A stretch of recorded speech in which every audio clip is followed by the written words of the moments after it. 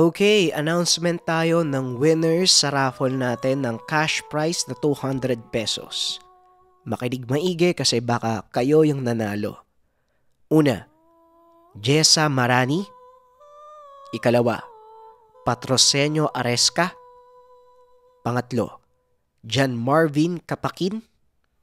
Pang-apat, April Chris Matinong. At panglima, Ronnie Surat. Paki-message ako sa aking Facebook page para ma-claim nyo ang prize na 200 pesos. Mag-send lang din ng proof na kayo ang nanalo. At para naman sa mga hindi nanalo, huwag kayong mag-alala kasi may mga paparating pa tayong raffle. Para makasali, mag-comment lang ng #JD at #JDFilms and share nyo na din sa Facebook nyo ang upload natin. At syempre, lagyan ng #JD at #JDFilms. Itag ang Facebook page ng JD. Meron din pala tayong Facebook group na pwede nyong salihan para sa mga announcement. At may paparating tayong bagong merch. Ang design niya ay tungkol sa gabunan, kaya paki-antay na lang JIP. Yun lamang, maraming salamat. Congrats sa lahat ng winners. Simulan na natin ang kwento.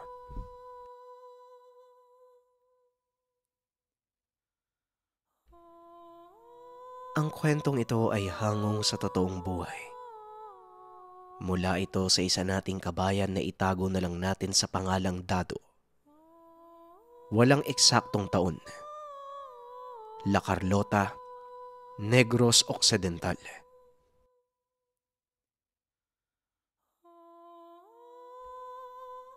Nang mga panong ito, nag-aaral sa isang pampublikong kolehiyo itong si Dado.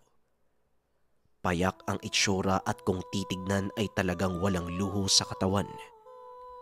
Tanging relo lamang ang makikita mo sa kanya. Ngunit lingid sa kaalaman ng karamihan na mula sa isang marangyang pamilya si Dado.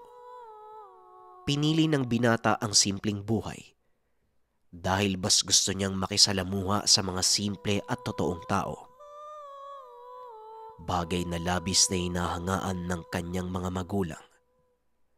Nag-iisang anak si Dado, kaya at kung gugustuhin lang ng binata, kayang-kaya nitong makakuha ng anumang gugustuhin. Ngunit sa kabila ng karangyaan, pinili ng binatang magsikap sa sariling pamamaraan na hindi umaasa sa kanyang mga magulang. Maniwala man kayo o hindi, si Dado mismo ang nagpapaaral sa kanyang sarili. Nagtatrabaho ito bilang engkargado sa mismong tubuhan ng kanyang pamilya. Ang dahilan ng binata, hindi niya pagmamay-ari ang kayamanan ng kanyang mga magulang. At kung sakali mang umangat ang buhay niya, yon ay dahil sa sarili niyang pagsisikap. May ilang beses na siyang pinahinto ng kanyang ama, ngunit matigas ang ulo ng binata. Pinili pa rin magtrabaho kaysa kunin ang karangyaan mula sa mga magulang. Isang linggo ng umaga, pinili ng binatang bisitahin ng kanyang ama sa mansyon. Lagi niya itong naaabutang nasa opisina at nagbabasa ng lumang sulat. Magandang umaga po pa. Yan na naman po kayo. Binabasa niyo na naman po yung sulat na yan. Sa hula ko, kabisado niyo na po yung mga nakasulat eh. Kanino po ba galing yan? Tanong ng binata habang papasok ito sa opisina ng ama. Ang sulat na to ay galing sa kaibigan ng lolo mo. Nakalagay lang dito Tandang Berhelyo. Wala naman ibang sinabi ang sulat na ito kung hindi. Hindi akin ang kayamanang ito at hindi rin sa'yo. Kaya pakaingatan mo. Dahil pagdating ng panahon, ipapahiram mo din ito sa susunod sa'yo. Sa inabahaba ng panahon, hindi ko pa din alam kung anong ibig sabihin ng mga katagang ito, Diyos Dado. Ay nako, Dado, alam mo ilang taon na ang nakakalipas pero hindi pa rin ako sanay na tawagin ka sa palayaw na yan. Alam mo anak, nagtataka ako kung bakit mas gusto mo pang nangingitim yung balat mo at nanlilimahid ka sa pawis kakatrabaho. Gayong nandito naman kami ng mama mo.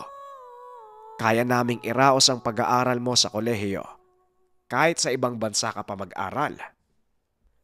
Wika ng kanyang ama na itago na lang natin sa pangalang Don Felipe. Mas mabuti na pong makilala ako ng mga tao bilang Dado, Papa. At alam niyo na po yung dahilan kung bakit ginagawa ko mga bagay na to. Kagaya nga ng pangaral ni Lolo sa akin nung buhay pa siya. Anumang ari-arian ng mga magulang mo ay hindi sa'yo. Kung gusto mong makaangat sa buhay, kailangan mong magsimula sa pinakababa. Masarap po kasi ang pakiramdam yung tumatanggap ka ng perang pinaghirapan mo sa tuwing Sabado. Tugon ni Dado. Ito ang karaniwang usapan ng mag-ama. Sa tuwing dadalaw si Dado upang magdala ng mga prutas mula sa sarili niyang mga taniman, may sariling lupa ang binata at kung meron man siyang tinanggap sa alok ng kanyang mga magulang, yon ang sariling lupang matitirikan niya ng maliit na kubo. Maliban sa kanilang mga tapat na tauhan, wala nang nakakaalam ng sikreto ng binata at dahil sa itsura nito, madalas siyang nagiging tampulan ng pang-aasar at mga pangungutya mula sa kapwa estudyante. Hindi naman ito pinapansin ng binata. Hinahayaan niya lang ang mga ito dahil ayaw niyang ipantay ang kanyang sarili sa mga taong makikitid ang utak. Ang mga pang-aapi na ito ang naging dahilan kung bakit tuluyang nagbago ang buhay ni Dado. Isang hapon habang naglalakad pauwi sa kanyang kubo, laking gulat niya dahil bigla na lang hinablot ng isang lalaki ang kanyang bag. Napahinto sa paglalakad si Dado at nilingon ito. Nakita niya ang kaklaseng itago na lang natin sa pangalang Bogart ang may gawa. O Bogart, yan ka na naman eh. Pwede bang lubayan mo na ako? Wala naman akong ginagawa sa inyo. Wika ni Dado. Ngunit hindi nagpapigil si Bogart. Salip ay binuksan nito ang bag ng binata at ikinalat sa daan ang mga libro. Isama pa dyan ang mahalagang papeles. Hinayaan lang ito ni Dado. Akmang lalakad na sana palayo. Bigla naman siyang binato ng bolang gawa sa putik. Nilingon ng binata ang pinagmulan at nakita ang ilan pang kabataang kasama ni Bogart. Alam ng binatang kung sakaling labanan niya ang mga ito, siguradong magugulpi siya kaya pinili na lang ni Dado ang tumakbo. Hinabol siya ng mga ito papasok sa masukal na kawayanan. Kabisado ni Dado ang lugar, kaya walang kahirap-hirap niyang narating ang kabilang dulo, samantalang naiwan ang pangkat ni Bogart sa loob. Kinabahan si Dado dahil maliban sa matinik ang lugar, pugad din ito ng makamandag na ahas. At kung hindi makalabas ang grupong humabol sa kanya, siguradong mamamatay ang mga ito. Tanging si Dado lang ang nakakaalam ng pasikot-sikot sa kawayanan. Kaya nagpasya ang binatang balikan ang mga kalalakihan. Ngunit akmang papasok na sana siya nang biglang may nagsalita sa likuran. Huwag mo na silang balikan. Hindi na din sila magtatagal. Sa dami ng mga dupong sa lugar na yan, paniguradong nangingisay na ang mga yon at bumubula ng bibig.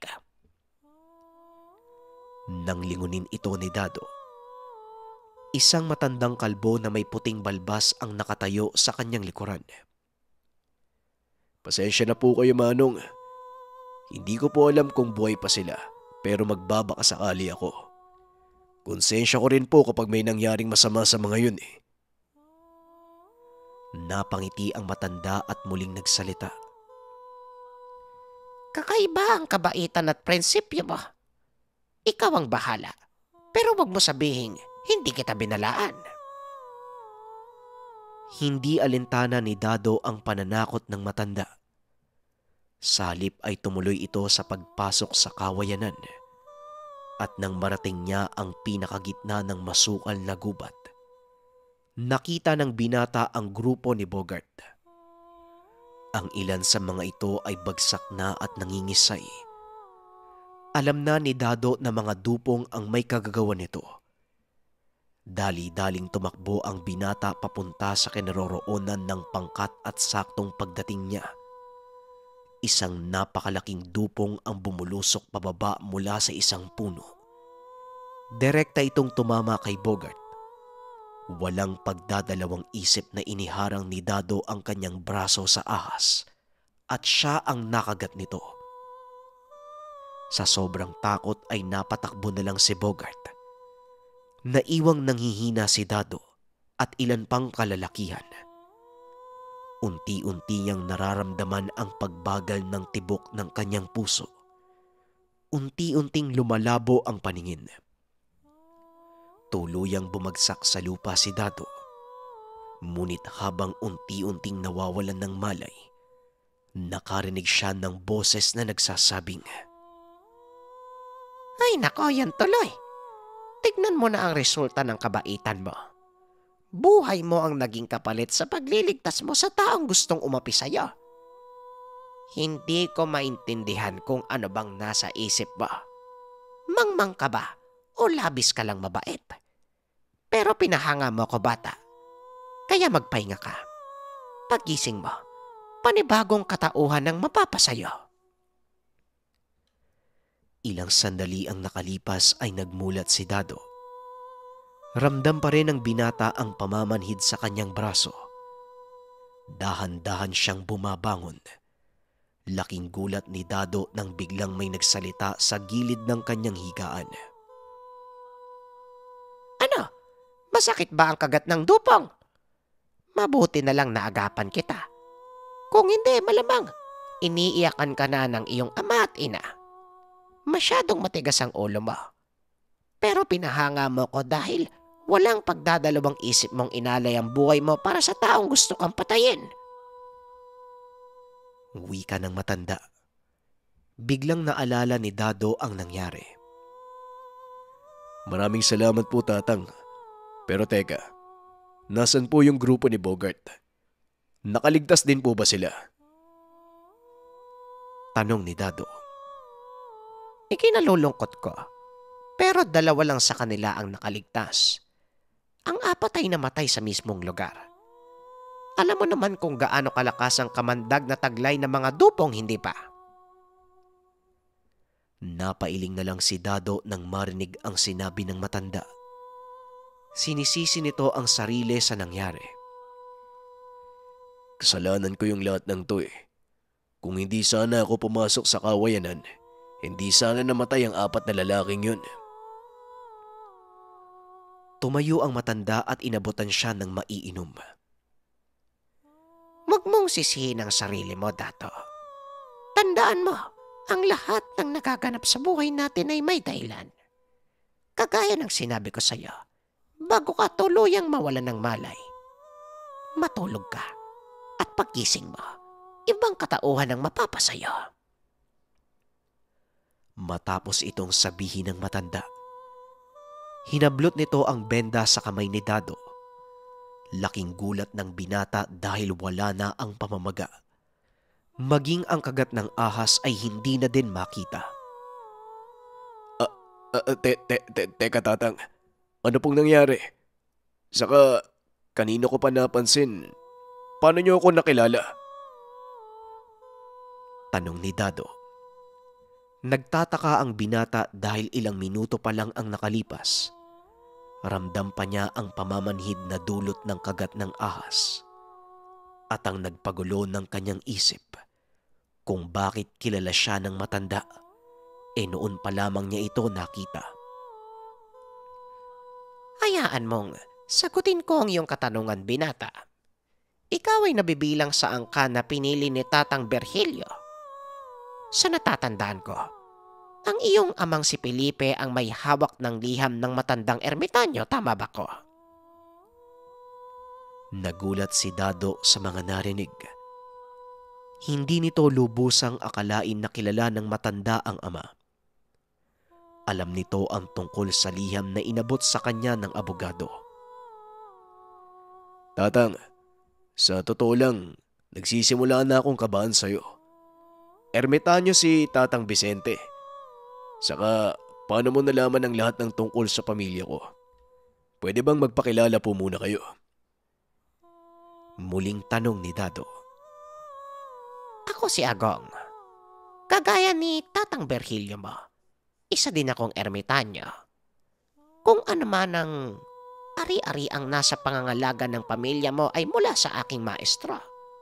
Ang iyong lolo Rene ay isa ding mag-aaral ni Tatang Virgilio. Naging mahusay na disipulo ang iyong lolo Rene. Ngunit mas nagimabaw sa kanya ang magkaroon ng sariling pamilya at mamuhay ng payapa. Nang sandaling iyon, hindi alam ng lolo mo ang gagawin. Dahil nagdadalang tao na ang Lola Francia mo at kailangan niya itong panagutan. Mahal na mahal ng aming guro si Rene. Ipinagkaloob nito ang kanyang pinakaiingatang kayamanan. Isang diamanteng kasing laki ng kamao. Kasama nito ang isang liham na nagsasabing, hindi akin ang kayamanang ito at hindi rin sa'yo. Kaya pakiingatan mo dahil pagdating ng panahon, ipapairam mo din ito sa susunod sa'yo. Nanlaki ang mga mata ni Dado dahil yon ang eksaktong kataga na nakapaloob sa sulat ni Tatang Virgilio. Dagdag pa nito, ginamit ng lolo ni Dado ang diamante upang bilhin ang napakalawak na lupain at ginawang hasyenda. Sa pamamaraang ito, nagagawa niyang tumulong sa ibang tao habang sinisikap ang mabuhay sa mundo. Dahil sa kabutihang loob ng lolo ni Dado, lumago ang kanilang kabuhayan hanggang sa kinilala silang nagmamay-ari ng pinakamalaking hasyenda sa buong Negros. Ngayon naiintindihan ko na kung bakit laging sinasabi ng lolo ko noon sa akin na Kayamanan ng iyong mga magulang ay hindi mo pagmamay-ari. Kung gusto mong umangat sa buhay, magsimula ka sa pinakababa. Yan ang mga katagang iniwan sa amin ng aming guro. Manghang-mangha si Dado sa matanda. Halos nakalimutan na nito ang oras. O siya, maayos na ba ang pakiramdam mo? Maaari ka nang umuwi kung gayon. Dahil halos 1 linggo ka nang nandito sa tahanan ko. Nanlaki ang mga mata ni Dado dahil ang buong akala niya ay oras pa lang ang nakakalipas. Ayon sa matanda, 6 na araw na walang malay ang binata. At ang katotohanan, hindi na din umasa si Tandang Agong na mabubuhay pa si Dado ng mga oras na yun. Tatang, ano naman po yung ginawa nyo? Tanong ni Dado. Hindi ako binata, kung hindi ang aming guro. Malalaman mo din pagdating ng araw. Sa ngayon umuwi ka na at huwag mong kalimutang tumuloy sa mansyon ng iyong ama. Dalhin mo sa kanya ang lambanog na ito. Sa oras na matikman niya ang lasa, malalaman niya kung kanino nang galing ang masarap na alak na yan. Tugon ni Tatay Agong sabay abot ng bote ng lambanog. Kagad na ring umalis si Dado. Pagdating nito sa mansyon ng ama, sinalubong siya ng ama. Tuwang-tuwa naman ito nang makita ang binata. Mabuti naman at nakauwi ka na. Nag-aalala ko sa iyo dahil ang sabi ng isa sa mga engkargado natin, hindi ka umuwi sa kubo mo ng ilang araw. Ay saan ka ba nanggaling anak? Bungad ni Don Felipe. Mahabang kwento po pa, pero sa palagay ko, masasagot nito ang lahat ng tanong mo. Tugon ng binata sabay abot ng bitbit na bote na lambanog. Nanlaki ang mga mata ni Don Felipe nang makita ito. Ito ang lambanog ni Tatang Agong. Sa mo to nakuha anak? Huwag mo sabihing nagkita kayo ng matandang ermitanyo. Tanong ni Don Felipe. Nakangiting tumugon si Dado. Opo tay, nakilala ko po yung matandang ermitanyo at napakahiwaga niya. Biruin niyo, Napagaling niya ang sugat ko mula sa kagat ng dupong at biglang napahinto sa pagsasalita si Dado dahil isang katiwala nila ang dumating at humahangos ito na tila may dalang masamang balita. Ador, anong nangyari? Bakit ganyan na itsura mo? Tanong ni Don Felipe. Senyor Felipe, Ang asokarera. Nasusunog. Napatayo si Don Felipe at dali-daling pumunta sa kwarto. Paglabas nito ay nakabihis na siya at handa nang umalis. Tayo na, Ador. Magmadali ka. Ilabas mo yung kabayo ko. Wika ng matanda. Nang marinig ito ni Dado, agad din siyang pumunta sa kwadra at kumuha ng kabayo. Kasama ko pa. Alam kong marami nangangailangan ng tulong. Wika ng binata. Nauna itong umalis upang puntahan ang kanyang mga tauhan. Bilang isa sa mga engkargado, maraming trabahador ang nasa ilalim ng kanyang superbisyon at isang utos niya lang ay kaagad na sumusunod ang mga ito.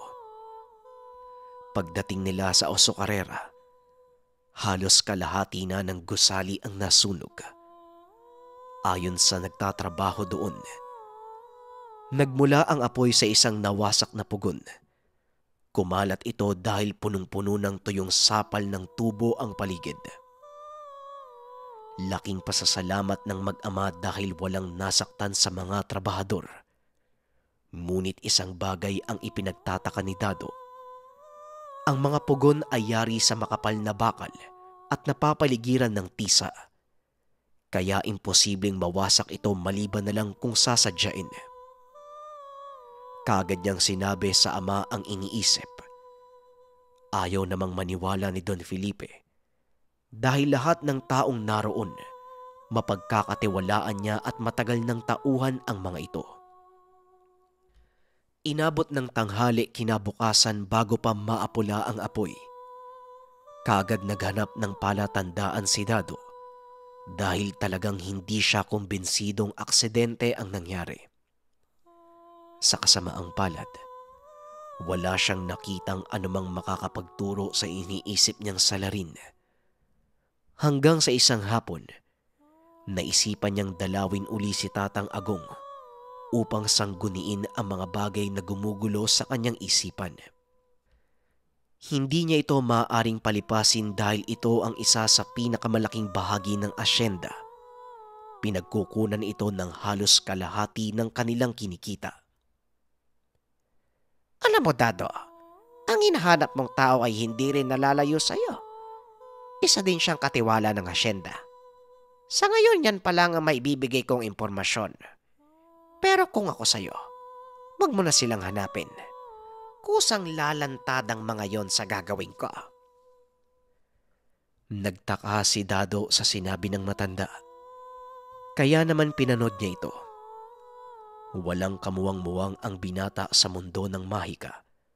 Kaya nagulat ito sa mga sumunod na ginawa ni Tatang Agong. Naglabas ito ng mga kristal at kung ano-ano pa mula sa kanyang maliit na kahon.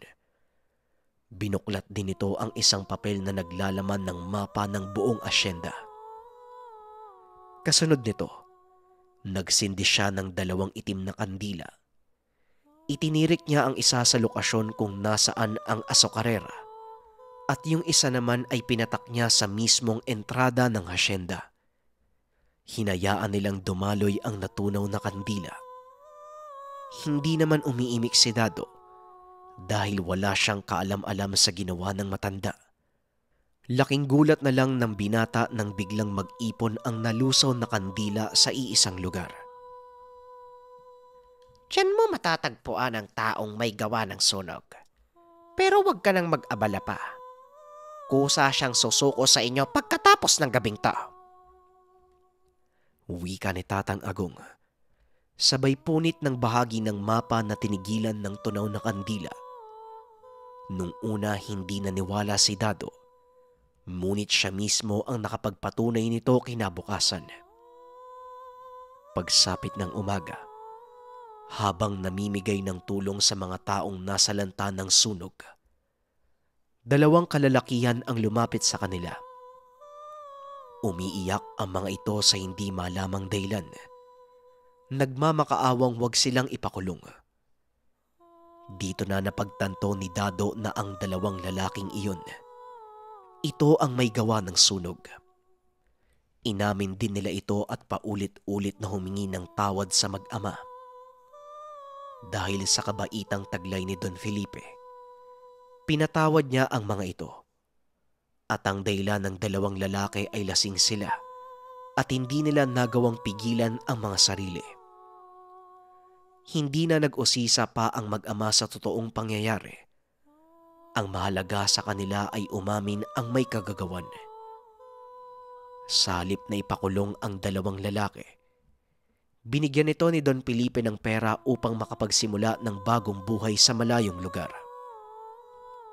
Kapalit nito ang pangakong hindi na sila aapak ng asyenda. Sa kasalukuyan, isa na lamang lumang estruktura ang asokarera. Nagsilbi itong palatandaan ng sinaunang paggawa ng asukal sa probinsya. Ito rin ang patunay na minsang nabuhay roon ang taong pinagkalooban ng kayamanan ng ermitanyo. Maraming salamat sa pakikinig ng ating kwento, JIP. Huwag nating kalimutan na mag-comment ng #JD at #JDFilms para sa raffle natin na cash prize. At sana i-share nyo din sa Facebook ang ating uploads at itag ang ating Facebook page. Pwede din kayong sumali sa ating Facebook group. Yun lamang, JIP. Maraming salamat. Paalam.